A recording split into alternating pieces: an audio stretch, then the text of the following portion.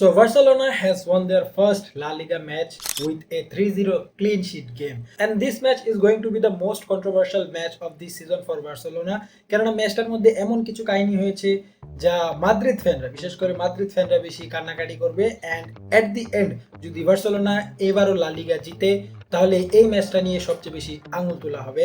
And as a Barca fan আমিও এই ম্যাচটা থেকে অনেক কিছু এক্সপেক্ট করছিলাম, আমি আরও অনেক বেশি এক্সপেক্ট করছিলাম আমার টিম থেকে, যেটা আমি দেখতে পাই নাই এই ম্যাচে।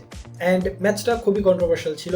কেন সেটা আমরা এই ভিডিওতেই কথা বলবো। সো চলো বেশি কথা না বাড়িয়ে ভিডিওটা শুরু করি। অ্যান্ড তার আগে বলে দিই, তুমি যদি চ্যানেলে নতুন হয়ে থাকো অবশ্যই চ্যানেলটাকে সাবস্ক্রাইব করে দাও। অ্যান্ড আজকে আমাদের 21তম ভিডিও। লাইক সিরিয়াসলি আমরা গত 21 দিন ধরে টানা ভিডিও ছাড়ছি উইদাউট এনি ব্রেক।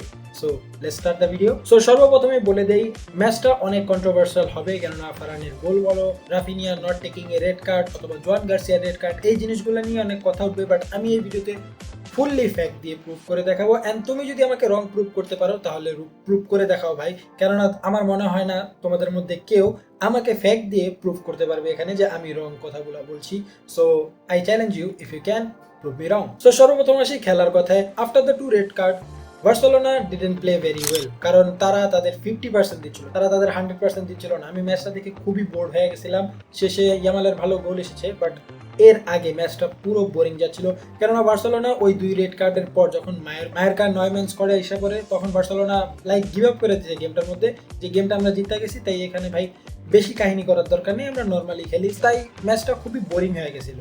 অ্যান্ড এই জিনিসটা শুধু আমি বলছি না, এটা হান্সি ফ্লিক নিজে বলছে। লাইক ম্যাচ শেষে হান্সি ফ্লিক যখন ইন্টারভিউ দিচ্ছিল তখন বলছিল যে my player didn't give their 100%, they give 50% and I will talk about it with them. তার মানে হচ্ছে যেহেতু হান্সি ফ্লিক কইছে ভাই যে ওই বার্সেলোনা প্লেয়ারদের সাথে কথা বলবো, মানে ভাই বার্সেলোনা প্লেয়ারদের কপালে শনি আসতে যায়। কেননা আমরা জানি হান্সি ফ্লিকের ট্রেনিং সেশন কতটা হার্ড হয়, আর এরকম একটা পারফরমেন্সের পর যদি হান্সি ফ্লিক এত রাগ দেখায় তার মানে বার্সেলোনার প্লেয়ারগুলোর এখন কপালে শনি আছে। সো দেখা যাক নেক্সট কয়েকটা দিনের ট্রেনিং ক্লিপগুলো আমরা কি দেখতে পাই। সো এখন আসি কন্ট্রোভার্সিয়াল টেকে, লাইক ফারহানস গোল। তো ফারহানের গোলের আগে মায়েরকার একটা প্লেয়ারের গায়ে বলটা লাগে, আই মিন মাথার মধ্যে বলটা লাগে, এবং বলটা যে অনিচ্ছাকৃতভাবে তার মাথায় লাগে এমনটাও না, সে নিজে হেড দিতে যায় তখন তার মাথায় লাগে এবং সে মাটিতে শুয়ে পড়ে। লাইক বেহোশ হয় না, শুয়ে পড়ে। তখন মায়ারকার প্লেয়ারগুলো 2-1 মানে খেলাটা লুজ করে দেয়, মানে ঢিলাঢালা হয়ে যায়। ডিফেন্ডিং কারো ততটা করে না, বাট 3-4 জন আরো 3-4 জন যারা ছিল তারা ডিফেন্স করতে থাকে, এবং ফারহান সেই সুযোগ দেখে একটা শট করে যেটা গোলে কনভার্ট হয়ে যায়, এবং গোলের পরই রেফারি বাঁশি বাজায়।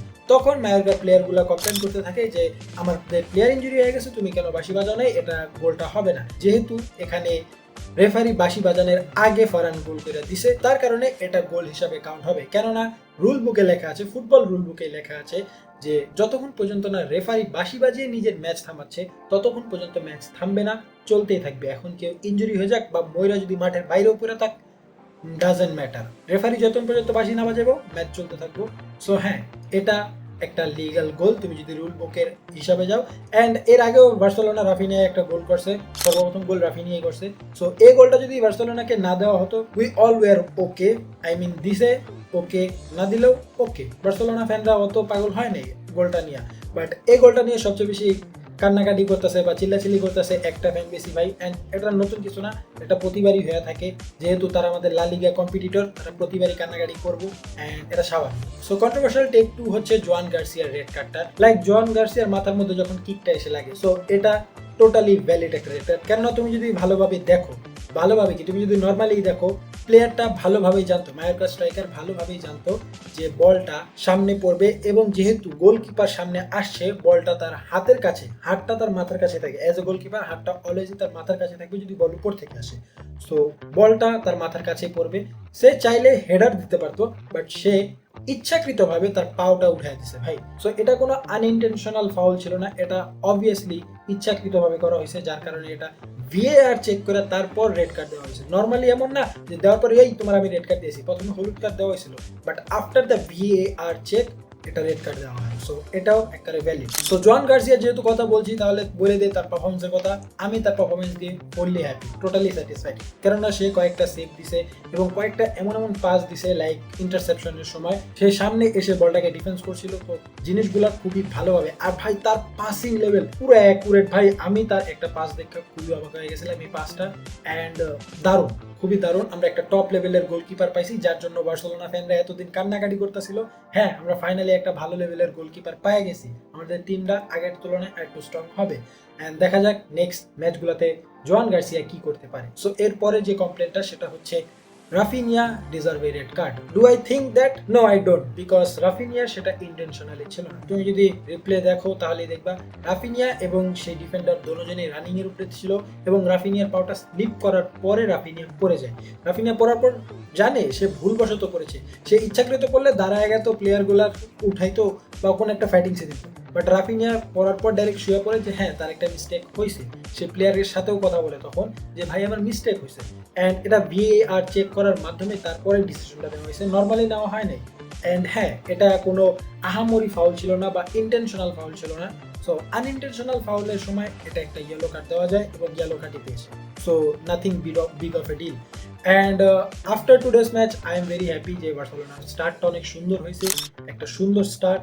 অ্যান্ড শেষের দিকে যে ইয়ামালের গোল, the star player of Barcelona right now, কারণ সবচেয়ে বেশি কথা ইয়ামালকে নিয়েই এখন হবে এবং ইয়ামাল ম্যান অফ দ্য ম্যাচও হয়েছে ভাই। সো 2 গোল করার পর এবং 2 রেড কার্ডের পর পুরো ম্যাচটা তারা ঢিলাভাবে খেলতেছিল, but at the end last মোমেন্টে যাইয়া ইয়ামালের সাথে ফাইট হয়ে যায় মায়োরকার, তখন ইয়ামাল অ্যাংরি হয়ে যায়। আর অ্যাংরি হলে কি করতে পারে ইয়ামাল তা আমরা জানি। সো ইয়ামাল তাই করছে, ডাইরেক্ট মেসির ফুটস্টেপ কপি করতেছে, যে মেসির মতো খেলতে দাও, মেসিরে চেতাইও না ভাই। মার্সেলো নিজে কথা কইছে, রিয়াল মাদ্রিদ লেজেন্ড মার্সেলো নিজেই কথা কয় যে আমরা মেসিরে ছেড়ে দিতাম।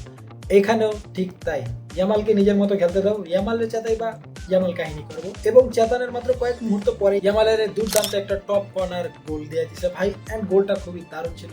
And I am happy with Yamal's performance, like man of the ম্যাচও হয়েছে। সো বার্সেলোনার এই ম্যাচটা দেখে আমি হ্যাপিও বাট ডিসঅ্যাপয়েন্টেডও, কারণ আমি এই টিম থেকে আরো বেশি এক্সপেক্ট করি। এন্ড দেখা যাক নেক্সট ম্যাচগুলোয় বার্সেলোনা কিরকম পারফর্ম করে। এরকম যদি ঢিলাঢালা পারফরমেন্স করে ভাই, লা লিগা ট্রফি এবার চলে যাব, বাট হান্সি ফ্লিক যেহেতু আছে এরকম পারফরমেন্স করতে দিব না। আই এম ভেরি হ্যাপি যে আমাদের টিমটা একটা ক্লিন শিট নিয়ে ফার্স্ট ম্যাচ উইন করে তারপরে লা লিগা শুরু করছে। সো দেখা যাক এট দি এন্ড লা লিগা আমরা পাই নাকি না পাই, বা এল ক্লাসিকো গুলাতে কি হয় সেগুলো দেখার জন্য আমি অনেক বেশি এক্সাইটেড, কেননা আমি এই টিমটা থেকে অনেক বেশি হোপ করছি।